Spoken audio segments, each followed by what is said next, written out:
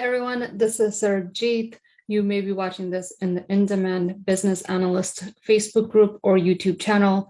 As you guys may know, that I've started a new job this week, and I'm extremely excited to get started in this new role in my career. And what I promised to you guys is that I would share tips and tricks on how do you start on a new project, how do you get up to speed, and how do you become a valuable team member on the project team. So today in this video, I'll share with you guys 10 things that I do when I start a new project. These are things that you should be focused on your first week as a business analyst, as a Scrum Master, to make sure that you're kind of getting antiquated with the team and the project that you've been assigned to work on. Okay, so the first thing that I will say is when you are, especially in this COVID environment, right? The first tip is to make sure that you have your cameras on and ready, right? Make sure you put a nice blouse if you're a female, for guys, a nice shirt or a nice, a sweater or a nice top on top of your PJs. We all know everybody's working from home and they're still working, throughout the COVID pandemic, they're still working in the PJ. So make sure you have a nice top on. For ladies, put on some makeup, some light makeup, and make sure that your cameras are ready to be turned on during meetings. Especially if you're new, they will be introducing you to the project team. So you want to turn on your camera so they can, see who you are and, are able to interact with you in that way. Lots of times in my meetings, some people have their cameras on, some people don't. And in that situation, if there are some people that do have their camera on, as a new person on the team, I would always opt out to have my camera on just so they can see me and they can see that I'm actively participating in the meetings. Number two, so 10 tips that I'm going to share with you guys today. I'm making sure that I have all of these listed out for you. Your first few days are probably they're going to still try to get you access and all the compliance related training that you need to do. So the first day or so, or the first 1 to 2 days, you still will be completing all of those trainings. Number two is you're going to start to get invited to meetings, right? As business analyst, Scrum Master, all we do is we're building and enhancing IT systems, we're building new products, or we're enhancing something that already exists, or we're putting some things new into our ecosystem, right? So you will be getting invited to meetings. Make sure you attend those meetings, right? It sounds really simple, but you need to make sure that all meetings that you're invited to, you are attending. Again, make sure you have your cameras on and be ready and attentive. This third tip that I have to offer you guys is while you're attending those meetings, make sure you write the names down of all attendees, especially in the first few weeks when you are starting in a new company, in a new role. You want to make sure you know who the key players are. And how do you understand who the key players are? You attend meetings and you write down all the names of the attendees and you circle those that are mostly vocal, that are talking the most, that are providing the most feedback, that have a lot to say, usually are your key stakeholders that you'll be working with as you get more familiar with the project and more comfortable in your role. So again, you're going to be attending meetings, you're going to be writing down names of attendees and circling those that are most vocal in each of those meetings. Number 4 is you're going to ask your manager or somebody that you report to for an org chart, right? Organizational chart. All companies, all teams, all organizations should have these updated. Sometimes you'll find that they'll say, this is not the most up to date, but here you go. This is what we have for now. And what that does is that remember the names that you wrote down and you circled, you're going to try to understand where in the organization they fit into your project. This is critical, you guys. I can't stress enough how important this is, because not only do you need to know who your critical stakeholders are, you also need to understand where in the organization they fit, right? Suppose one of your most vocal people is like a VP of an area. That means that not only are they very vocal, they're your key stakeholders, but they also have a lot of clout on the project itself. So it's super helpful to get an organizational chart and to understand who your stakeholders are and where in the organization they fit in.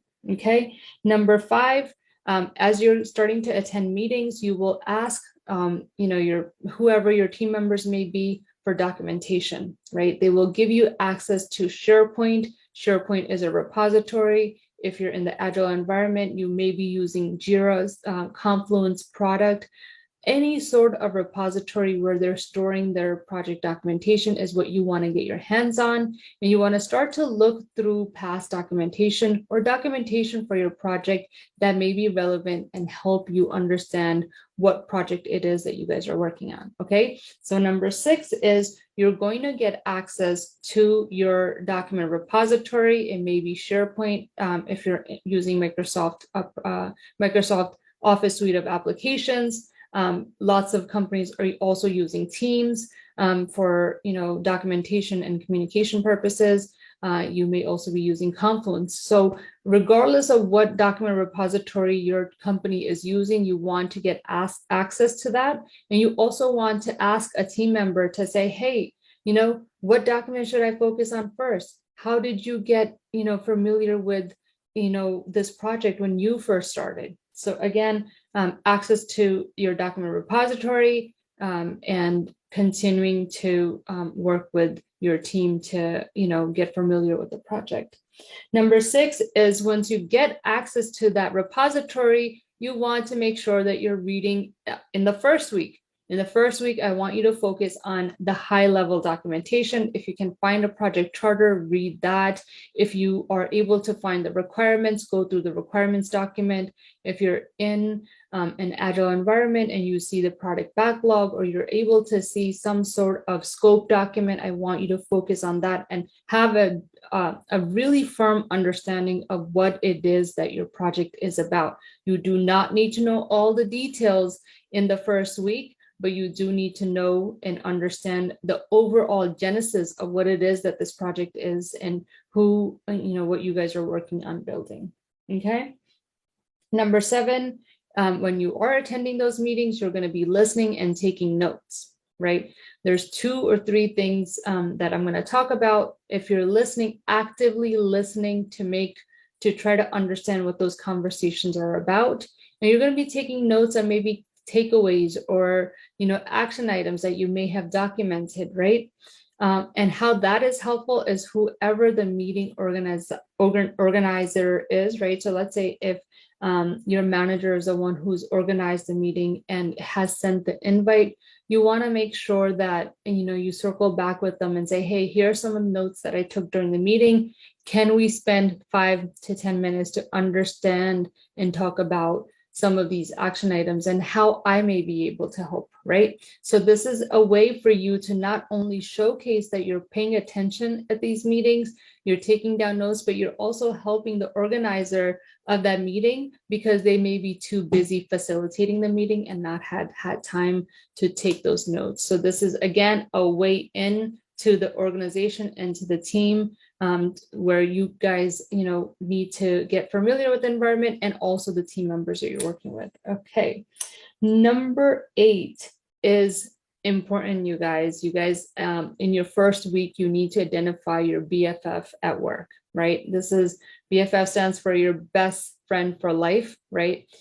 It could be, it doesn't necessarily have to be somebody who's your manager. It doesn't necessarily have to be, another BA. It has to be just somebody who's been on the project for a long time and knows ins and outs of the organization and the project team that you're working with, right? What this person is going to do for you is not to help you do your job better, but what this person is going to tell you is that tribal knowledge, right? The knowledge that you need to say, hey, that stakeholder or that person will never respond via email. You need to pick up the phone and you need to call them if you want anything done. So these are the things that you'll learn over time, but wouldn't it be helpful if you found one person on the team that's willing to help you out? And in my experience, you guys, if you are willing to reach out to people, they are willing to help, right?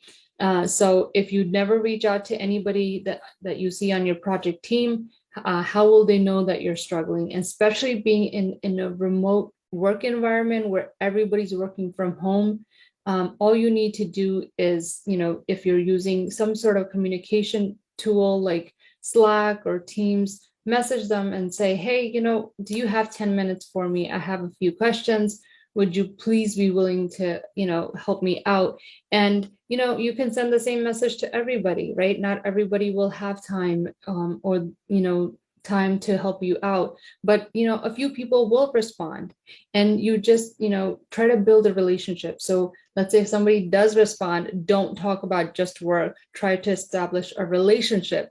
Talk about, oh my God, like I'm kind of struggling here. I just don't understand. Can you help me out a bit? So again, try to build that relationship with somebody who can give you that tribal knowledge about the organization, about the project team, about the people working on the project. Okay. Number 9 is when you are attending meetings, you will hear lots of acronyms and lots of new terms that you may have never, ever heard before in your life. Along with taking notes, I want you to create a separate, what I generally do is when I start a new project or a new, organization, I take a notebook. Towards the back of my notebook, I create a section just for new terms or acronyms that I'm hearing in meetings, and I write all of those down. And the reason for me to write those down is so I can go back either in documentation and look up what those terms mean, or number 10 is Google them, you guys. Lots of these terms that are used in your day-to-day may be found on Google. I still use Google. Google will be your best friend. Google is my best friend. And you need to learn to utilize Google to, try to, any acronyms or any terms that you're not familiar with. First, try to find them in Google. Second, try to find them in documentation that you're reading. And if you are not successful in understanding and finding what those terms mean, then you go to your, manager, your BFF, your team members and say, hey, what the heck do these mean? I can't understand what these mean. And sometimes, 50% of the time you'll be successful in finding out what these terms mean on your own. And 50% of the time you will need to talk to your team members to find out what they mean. And the reason why I put that towards the back of my notebook is so when they tell me what this ARC means, I can write it down, and every time this acronym comes up, and until I am familiar with what it is, I can flip back to my notebook and say, okay, ARC, I wrote that down. It means whatever the heck it means. It doesn't matter, you guys. All the goal of this is that you keep a running log of new terms and technologies or acronyms that you're hearing about, so that you're not asking the same questions over and over again, right? And you're not stumbling over that. So these are 10 things, right? The 10th one was Google is your best friend, and use Google all the time. I still use Google after all these years of experience, you guys. I still use Google, right? So that was tip number 10. These are 10 things that I want you guys to focus on when you're landing these amazing jobs as a Scrum Master, as a business analyst, right? These are the 10 things that I generally do, in any new role, any new project that I'm going on, to help myself get familiar with the environment, and also to start to learn and get to know the project team. I will be sharing more information and other tips as I, transition into the project, and I'll be more than happy to share all of these tips with you guys, because again, I want you to be as successful as I am. And that's all I have for you guys today. Thank you, and I'll see you guys again shortly. Bye.